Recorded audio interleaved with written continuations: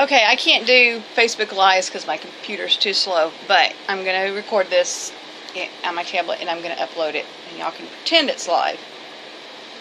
I am so upset. The trolls don't really bother me. One of the trolls said, a new troll. She's like, a lot of these trolls are like, oh, we just say something and then if you disagree with us, you block us. Well, it's not that I disagree with you, and there's plenty of people who I do disagree with, but I think they mean well, and I think they just don't understand. And if I have to get into, I don't know what's going on here, I just don't have time to get in debates with people who don't know. This is driving me crazy. Who really don't know what's going on. They're coming in at the last minute, just like these DCS workers and the visitation supervisor. And the visitation supervisor, I think she's probably fixing to get replaced because we've had 4 visits. They're going well. Dad's complaining.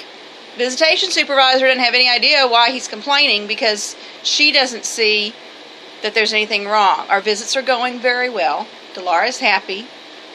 The problems with Delara are the things going on in her home with her father, and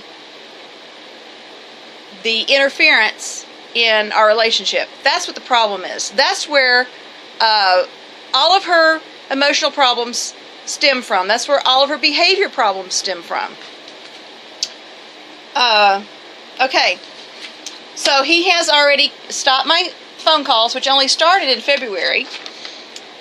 Basically because he goes and says, oh, she's saying things I don't like for her to say to Delara, and they're not good for Delara. They're upsetting Delara. They're not in Delara's best interest. Therefore, stop the phone calls. And Delara and I most of the phone calls, we do not enjoy the phone calls. Especially since he's been under court order to not monitor the phone calls, and he's still monitoring them. Court order says they're not to be on speakerphone. He insists that they be on speakerphone regardless of what the court order says. And then when he decided our last phone conversation, that somewhere it was June 17th, and I've got it online, 30-minute phone call. I think I handled that phone call pretty well. She is complaining about her dad. I told her to talk to the Youth Village's Intercept caseworker because she's meeting. They're getting court-ordered in-home therapy sessions. So I told her, and it's on my phone call, if you want to listen to it, talk to her about it. That's what she's there for. She can help you. And I can't talk to your dad, but Jessica can help out with that. Well, guess what? That was the 17th. And Delara got mad at me on that phone call because she felt like I wasn't listening to her. She felt like she was being treated unfairly, and she felt like I was taking up for her dad instead of taking up for her. And I think they were both at fault, but if I couldn't keep it absolutely, well, it's what they say. They say in times of oppression, if you try to be neutral, you're really siding with the oppressor. Delara's being oppressed by her father, no question about it. She feels oppressed. He treats me unfairly. He always has. He always will. That's what she said. So okay, she's a little bit at fault too, but he's more at fault. So why do I act like she's more at fault? That was wrong. That was so wrong of me, and I had to apologize to her for it. But I didn't apologize to her for it till the 23rd. No. July 2nd. That's when everything just, I had this epiphany. Everything came crashing down on me. I'm really not doing my daughter any favors by bending over backwards trying to make her dad look good to her. I mean, he is good. I mean, I still find good things every time I see her. I find good things to say about her dad. Does he ever say good things about me? I seriously doubt it. But my daughter knows what she knows my value. Okay, so I asked her to write down, and she didn't sign or date this, but I'll scan it in. And she said this on a phone call. We don't really like, she wants to see me in person. She wants to talk to me in person because it's really hard to hear on the phone, especially since her dad insists on it being on speakerphone, even though the judge told him not to have it on speakerphone. And even though he said that was why he insisted on the Google Voice, was because not only does it make it easy for him to record it, but he said it won't have to be on speakerphone. So why does it continue to be on speakerphone? She says, I don't care, because I can't understand you. You sound like soda and Mentos, because the phone is old and rusty. And no, the phone is not old. It's a new phone. But if I'm on speakerphone and she's on speakerphone, and her dad's there monitoring and making gestures and threatening to take the phone away and stuff, it's the phone calls. We lived without phone calls for 2.5 years. I like to be able to hear her voice. I would like for her to be free to pick up the phone and call me whenever she wants to. So that's one thing she wrote down. Another thing she wrote down, we did, she likes to draw, and she likes to do drawing contests with me. So I said, okay, let's draw each other as superheroes. Or I think I said, draw yourself as a superhero. And she wanted to draw me as a superhero. And this is me, and I'm able to fly because there's a baby dragon on my back. That's not costume wings or glider wings like Batman. That's a dragon on my back, helping me fly. Metal Wing. The dragon's name is Metal Wing, and she said, "How to Train Your Dragon's her favorite movie." That was the first movie she ever saw, I think. I think when she was a baby we saw, I think that's the first one she ever saw. I didn't even read this, because she said, superpowers. For this feisty one, you have to be speedy, as she has hover shoes. She told me, you're old, so I'm giving you hover shoes so you can get around more easily. But she says I'm feisty. This, and my name is Draco Lyra. Or Lyra. Lyra. I don't know how you pronounce that. Superpowers. For this feisty one, you have to be speedy, as she has hover shoes and dragons. She has a charm with them. Really? I didn't read that. She just added that on while I was working on mine of her. And Delara, mine's pretty lame. Delara as a superhero. Super skills, super strength, super flexibility, super speed, quick thinking, super pain tolerance. So, she says, I'm not super flexible. I said, these are superheroes. We're pretending. But, yeah, so that's what we did.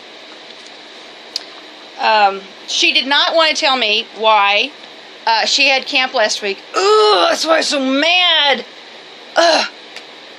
Monday, I had to go to emergency run up to Clarksville to support the Rivenbergs. My last visit, July 2nd, Delara said she was going to camp. She'd spent 1 week at Camp Widgewagon on Percy Priest Lake. Great place. My older kids probably wish they could have gone there. So, my July 2nd visit, she says she's going to camp, and she was sad at camp because nobody sent her anything. Other kids were getting mail. She didn't get any mail. She didn't get any care packages. So I said, well, what do you want me to send? And she said a card and food.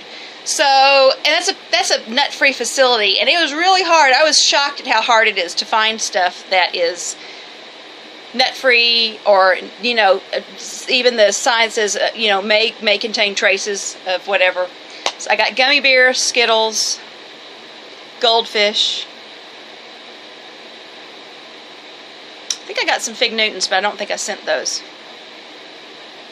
So I had to go shopping and find something that's nut-free, and I also put some bubbles in there. There's some these little bubbles that I get from. They got a snap-on lid. I need to tell her it's a snap-on lid. It's not a screw-off lid. Because I think that's good for her stress management. You know, controlling your breathing, blowing bubbles is what. And she needs, I talked to the Youth Villages lady, I'm like, she needs to like have a fanny pouch and have this like emergency stress kit in there. I mean, I try to keep my ukulele with me, but, you know, stress balls, she used to use stress balls at school. But you've got to understand that at school, she's got the same assistant principal she's had the whole time she's been there. She's got the principal that's been there the whole time. People who are used to working with her. But when she goes off to camp, she's got different people that she doesn't know, and don't know her, and don't know her, you know, really how to best. Even the school can't really manage her. They can't. They just try. They do what they can. So anyway, and a couple weeks ago, and see, I didn't mention this publicly.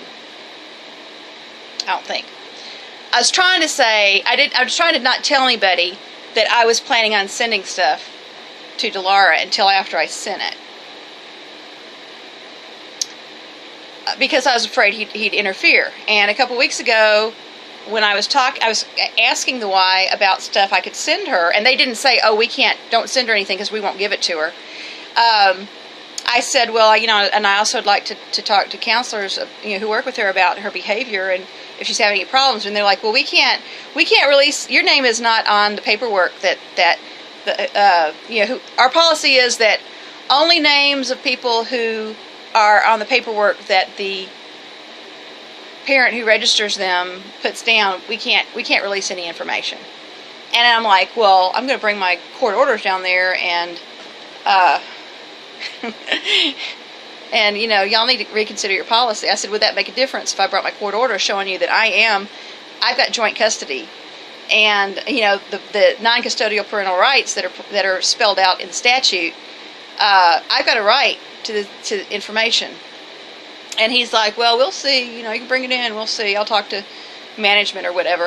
And I was sick last week, busy last week.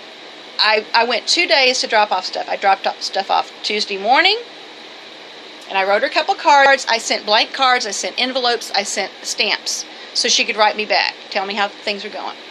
I check my mailbox every day. I thought by Thursday I'd have gotten something. So, I dropped stuff off Tuesday morning, and I said, it was like 11:30, and I said, "Am I too late for her to get this today?" And she says, "Oh no, they come about 3 times a day to pick stuff up." I'm like, "Great." So I would have only missed one day. She got there Sunday night, and then I didn't make it over there Monday. And I wrote a couple of cards. So it's in a box, and then I set a separate card and said Wednesday, you know, on it. And then I went Thursday morning and dropped stuff off. And I was so sick, but and it's about 20 minutes. It's only like 8 miles, but because of the traffic and the slow, you know, it's about 20 minutes to get there, 15, 20 minutes there. And then, you know, one way is. So I made that effort to bless my daughter.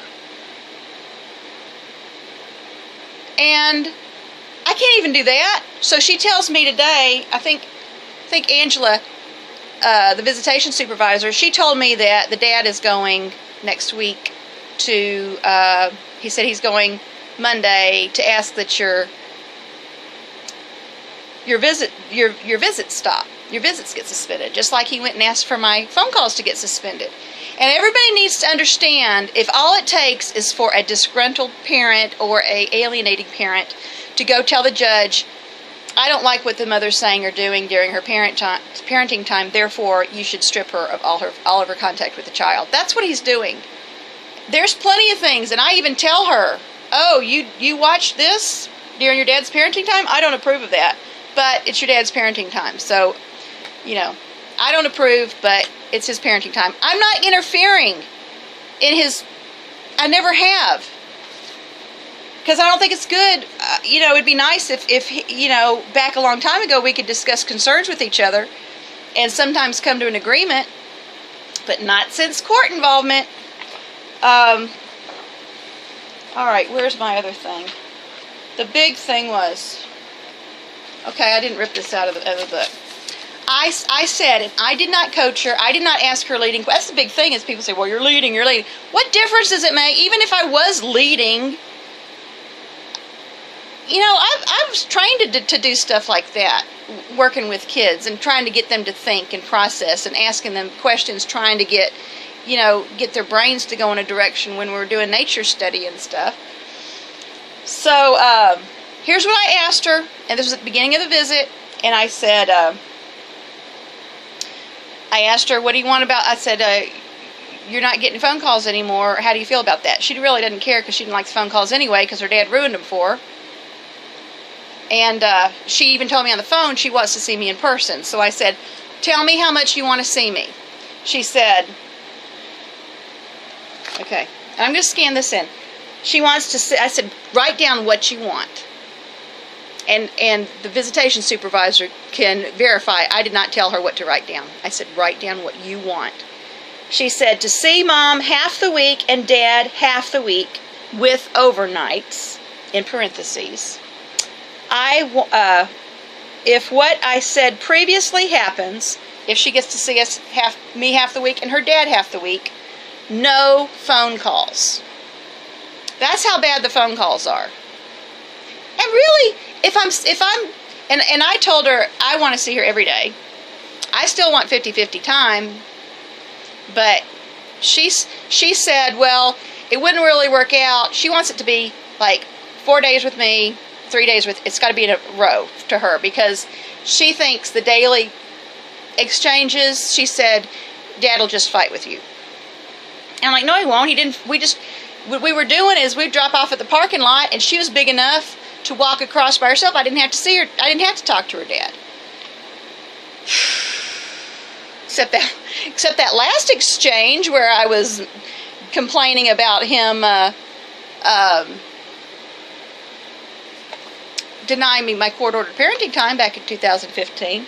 So anyway, and I said, okay, I'm going to tell everybody what you asked for. I'm going to share, and I didn't say I'm going to share this with the guardian ad litem, but I'm going to share this with the guardian ad litem. I think she's got me blocked from her email, even though I'm the parent, and she's supposed to be, you would think a guardian ad litem would want to be communicating with the parents of the child she's supposed to be representing, but I'm going to give this to the guardian ad litem. And this is not, if I was telling her what to write down, this is not what I would have told her to write down. Because that's not what I want, really. I want 50-50 time, but I want daily contact with her. And so since I'm not getting this 50-50 time, she should be getting the phone calls. She you know, I don't think she really misses them, but she's got a right to them, and I've got a right to hear her voice. I mean, that's my, in the statute, it says non-custodial parental rights. That's my right to talk to her, whether she wants to talk to me or not. That line of communication should be open. So anyway, she would not, okay, so she told me that I am scared. I mean, my brain is going 1,000,000 miles a minute right now. I am so mad. I need my stress ball. I need to blow my bubbles. I need to play my ukulele. I took that second care package and cards to her Thursday morning.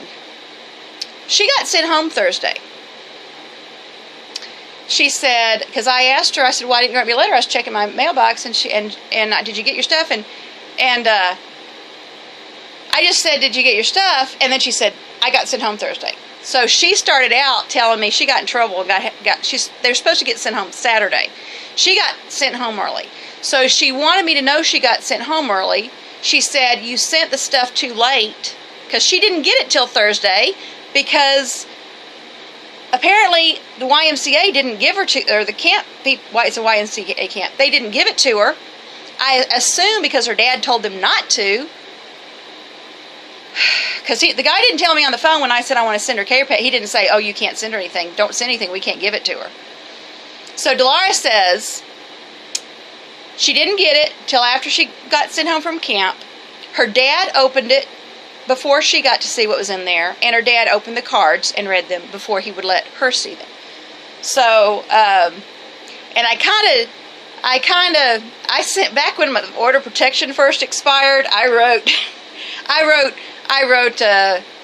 a letter. I pretty much wrote it to him. I wanted him to see it, but because I knew I knew he would read it. But I sent her something to his house. I didn't ask her about that. I sent her a card in the mail to his house, and there was nothing objectionable in it. Of course, you know, he probably finds it objectionable that I'm sending her an email at all, but he did let her have it.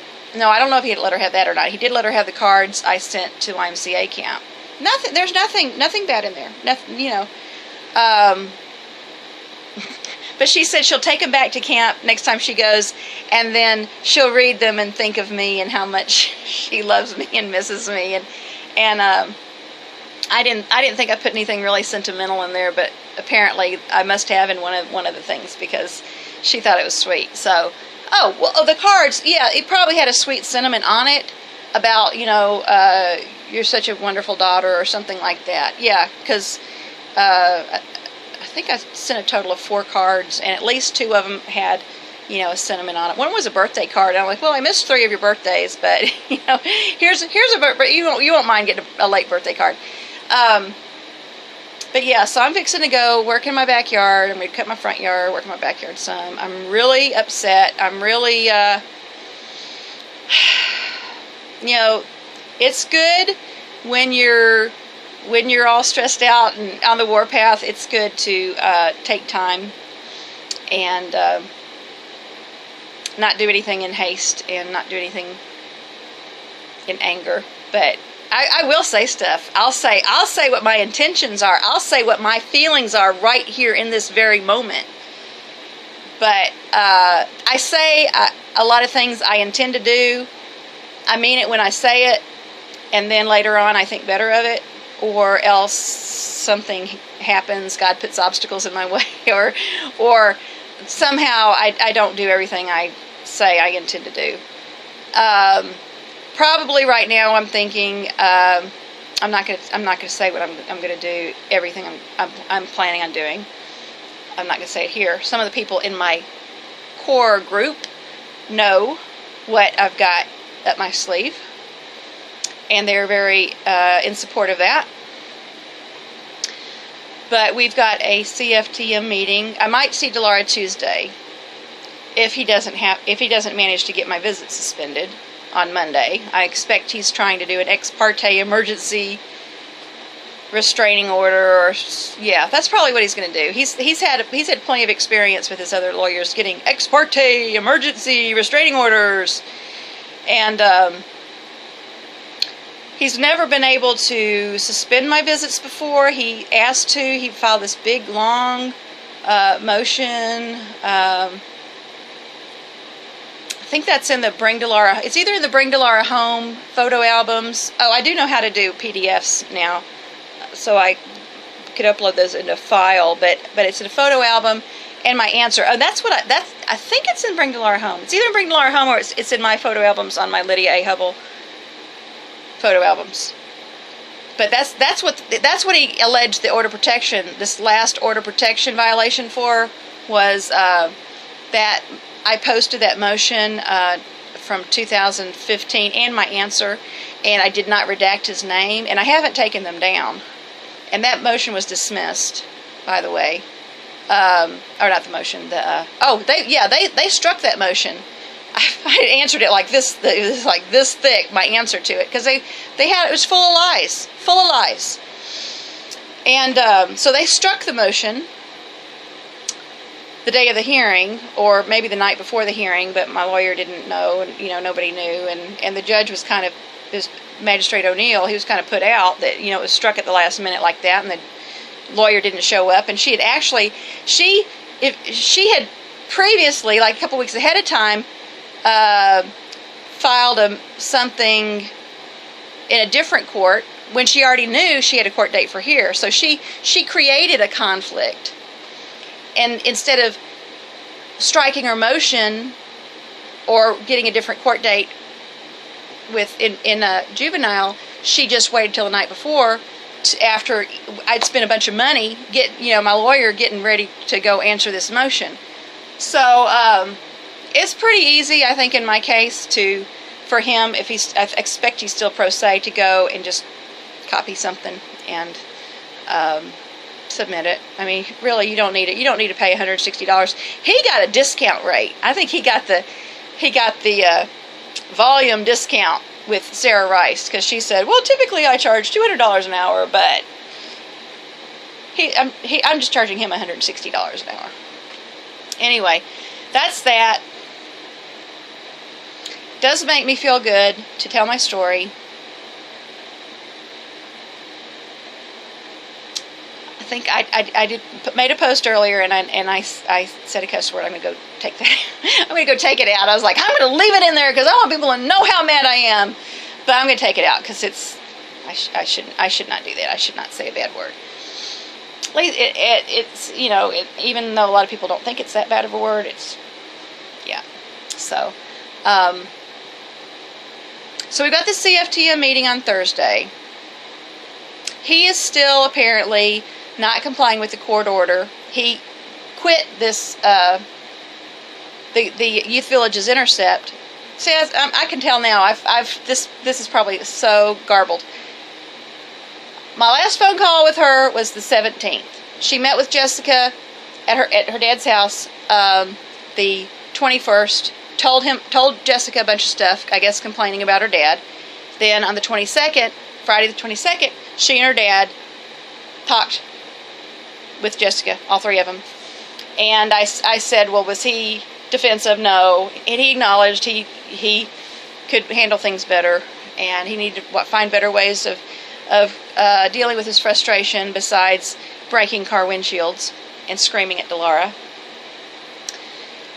That was the last time he would meet with her. So she said she's not meeting with the family anymore because he doesn't want the services, which are court ordered, which get held against me. DCS gets all up in arms when I say I don't want Youth Village's intercept in-home therapy. My daughter's not in my home. I'm not the residential parent. In fact, I don't have problems with my daughter. I don't need therapy with my daughter. My daughter and I don't have problems with our relationship. He's the one that needs help. And at some point down the line, well, we were supposed to get mediation, and I'm still all for mediation. But based on the way he's acting, I can't. We ought to give it a shot, because I think a lot of times people do go to mediation thinking, I'm not budging. Both sides say I'm not budging. And then that's what mediation's for. You get that third party who's trained in conflict resolution. So I think we should go. Even though I don't think it. I mean, I know what I'm willing to give up, and I'm willing to give up a lot of stuff I wouldn't have. I hope I don't have to give up anything, because I'm not really asking for much. All I really want is what they took away from me. What I had, what I enjoyed, what my daughter enjoyed for the first 5.5 years of her life, and what they took away from me. I want that. I want to get that back. I have nothing to bargain with, other than saying, okay, I'll quit complaining about you if you'll give me my rights back. So he's holding all the cards, but at some point, I think we should give it a shot. And the judge did order it. I haven't heard from the conflict resolution. I haven't heard of anybody trying to set up anything yet. But we do have the CFTM meeting on Thursday. I'm really concerned about. I'm concerned about so much stuff. I really am. And I'm worried about how she's going to do this next year at school, because the way she's doing at camp. Oh, that's another thing. He said he was complaining to Angela, because Angela was hot, and I had these fans in the car, these, the ones that we give out with CCLJA, bring Delara home, you had a picture of her on it. And so July 2nd, I gave Angela one of those fans. And, I showed Delara, I said, yeah, this is one of those fans that went all the way to the Supreme Court building. So we're telling everybody we need to, bring Delara home. And children need both parents. And then so he's saying my visits should be suspended because I gave Angela a fan, and that caused Delara to get kicked out of Camp Witchywagon 10 days later. And Angela's like, what? because Delara wasn't upset. She wasn't upset. I mean, she's like, oh, that's a nice fan. And, you know, we went on doing what we're doing, but she mentioned it to her dad, and I don't know how she mentioned it, and I said, well, what'd your dad say? And she's like, nothing, you know. It's like, so Delara's dad is he's got stuff going on in his head. He might not show stuff, and it's probably good that he's not showing stuff. He's probably got some restraint, but it's a sick situation that is created by the court, by the corruption in the court system, and it's just, it's not getting any better. It's not getting any better, and it's not going to get any better until Delara's rights and needs are acknowledged, my rights and needs are acknowledged, and his rights and needs are acknowledged, because he needs to be required to consider other people's rights and interests and needs, and nobody's trying to take anything away from him. That you know, I just want everybody to have what they need to be healthy and happy and have peace. And if he's not gonna you know, and these trolls, I don't know what they think I should do, because, you know, at the beginning I trusted the system. I was compliant. I was polite, because I trusted the system. I'm like, okay, I might not like this, but, you know, this is what we got to do, and just go through the steps, and justice will be served. And in the meantime, we just have to wait, and it might not be the way we want it, but justice will be served in the end, and things will be fair. We'll be treated. We've got laws that protect us, and we're going to come out at the other end, you know, with everybody's having what they need to move forward, and have the liberty and justice that they're entitled to. And that didn't happen, and then that's when I started, you know, when they start taking stuff away from me. And it's one thing, I mean, I could turn the other cheek. Oh man, I can't tell you, I'm 52 years old. I can't tell you how many times I've turned the other cheek, I've looked the other way, I've apologized, I've been codependent, I've made excuses for other people, I've accepted responsibility for things I wasn't responsible for, and so this isn't about me. I mean, if it was just about me, I wouldn't be upset. My life would not be, I would not be obsessed over this. If it was just between me and him, I could just walk away, just erase him from my life. I can't stand by and watch my daughter suffer year after year, and hear her complain year after year, and her thinking nobody's trying to help her. So I am protesting. I am complaining. I'm pointing out, you know, this is a child who has fallen through the cracks. This is a child who's suffering injustice. Who knows how many other kids are in this county are suffering injustice. They're setting dangerous precedents. Well, I think they've gotten by. I think the courts have gotten by for years and years and years doing what they've done to us, because they don't even think about it. They don't even stop to think, oh, maybe depriving this child of fundamental liberties isn't in our best interest. That doesn't even cross their mind. It's terrible. But anyway, I got to go cut my grass. Got a phone call to make, and I go cut my grass. I have really been sick in the morning. I've been going out in the evening and trying to get yard work done, and then I think I've been doing a little bit too much and getting a little bit too hot, and then it takes me till midday the next day. Like today, my adrenaline got up. My adrenaline got up today, and it's going to help me push through cutting my grass. And I'm just, you know, I'm expecting him to be able to stop my supervised visits. They haven't done it before, but you know, they don't care. Nobody cares. You know, I shouldn't say nobody. I think if the people in the court really understood the truth, I think things would turn out differently. But as long as we've got that guardian ad litem who doesn't, you know, she hates me. She hates me more than she is committed to being a, complying with her rules of conduct as an attorney. She hates me more than she's concerned with her obligation to the public and to promote justice. She needs to lose her license. Oh, yeah, and I hope I could get that complaint in soon, and then do Judge Calloway's. But it's just sick. So pray for us. I am. Yeah, I'm going to be struggling to not cuss somebody out pretty soon. So pray for me, because I'm struggling, and Delara is too. And I hope that's one thing interesting, that a couple weeks ago when we were in Magistrate O'Neill's court, he said something about, I thought he said he wanted to give me extra phone calls with Delara because she was fixing to go to camp, and he didn't want her to get upset at camp and get kicked out. I don't know. I know she's had problems at camp. She wouldn't tell me. She never would tell me exactly what happened this week. She did say that they're going to let her come back to camp.